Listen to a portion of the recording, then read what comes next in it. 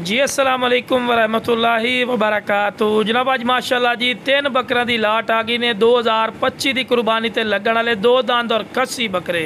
तो पहले नंबर पर बकरा चेक कर सकते हैं माशाअल्लाह 35 तो 36 इंच हाइट वाला माशाअल्लाह पठोरा है पिया और बिग बकरा माशाअल्लाह मोटा पठोरा बिरा।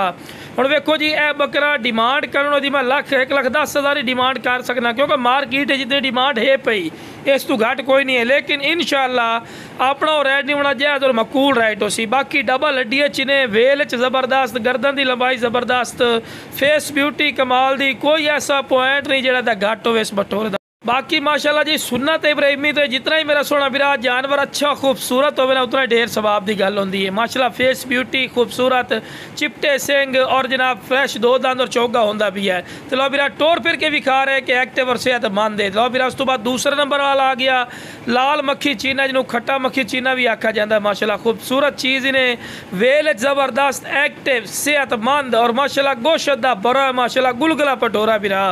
देखो जी माशाल्लाह चेक कर सकते हो खस्सी पटोरे कोई आंडी नहीं बिरा, तो फ्रैश 2 दंद। तो लो बिरा आखिरी नंबर पर आ गए अबलक माशाल्लाह अबलक प्रिंट ने 36 तो 37 इंच ग्रंटेड की हाइट ने मीट वेट 28 तो 30 किलो गोश्त पिया इन्हें। अगर ये तिन्न बकरे जिस बिरा चाहिए इंशाल्लाह रबता कर सो, रबते की कदर हो सी। अगर वेखो जी अलहदा जड़ा बकरा को लवना चाहे तो लाख रुपये डिमांड कर रहे हैं, लेकिन लाट दे इंशाल्लाह थोड़ी सोच तो भी कम राइट के मिल जासन।